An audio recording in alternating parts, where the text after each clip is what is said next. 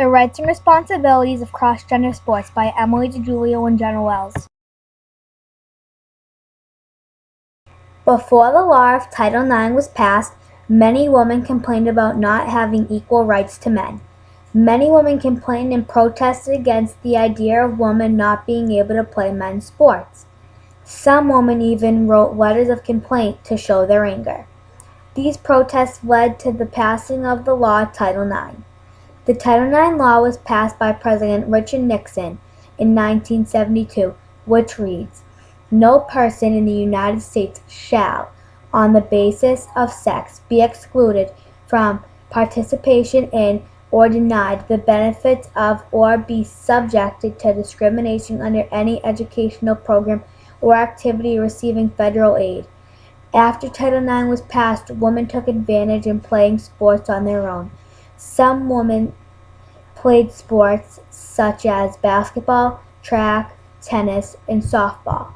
Title IX paved the way for a new generation of women's sports.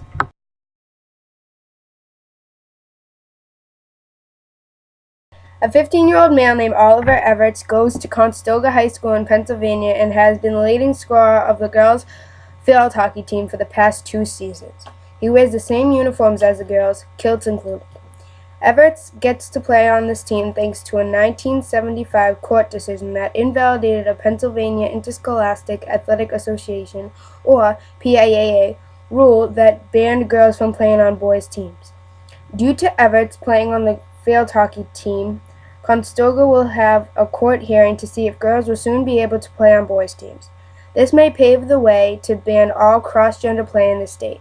This is a hesitation because people are worried about their daughters' safety, playing time, or even a spot on the roster. The school is also worried about being sued because of going against the state's Equality Rights Amendment. Due to Oliver's playing time, Conestoga has some rights and responsibilities. These consist of either allowing girls to play on boys' teams or banning cross-gender sports play altogether.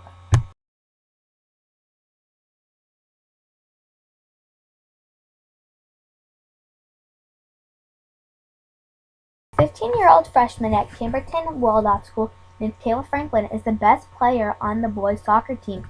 She has more goals herself than the team altogether. Kayla has to play with the boys because no girls' team is available at the Kimberton Waldorf School.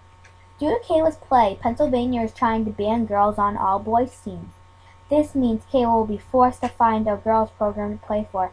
Neither Kayla or her teammates like this idea. A junior on the varsity team with Kayla, named Ben Jansen, said, "She just beat every single defender, these huge guys," and I was like, what the hell is going on here? It is Pennsylvania's rights and responsibilities to determine whether Kayla will be able to continue playing with the boys or have to go find herself a girls' program.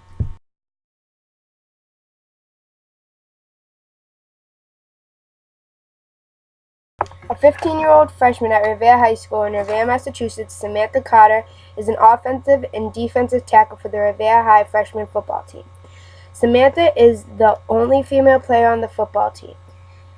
Since there are no girls' team at Revere High, Samantha is only allowed to play with the boys. Samantha is a first-year player and really loves the game. When we asked Samantha how she feels about playing with the boys, this was her response. I think it doesn't matter who plays. Like, a girl is just as good as a boy.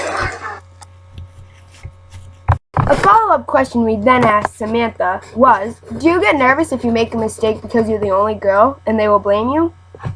Her response was, Not because I'm a girl. I get nervous in general because I feel like I'm a mess up. We then asked Sam, even though you're supposed to play with your gender if it's offered, there is some exceptions. If you were one of those exceptions and still be able to play with the boys, would you play with the boys or would you switch over to girls? Her response was, No, because I like playing with the boys.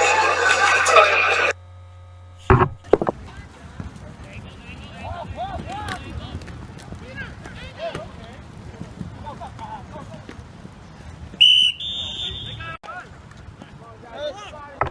Since Revere doesn't offer a girls' football team, their rights and responsibilities are to either create a girls' football team or allow Samantha to keep playing with all the boys. As you can see, Title IX has had a huge effect on the rights and responsibilities of cross-gender sports. and has paved a way for a new generation of sports.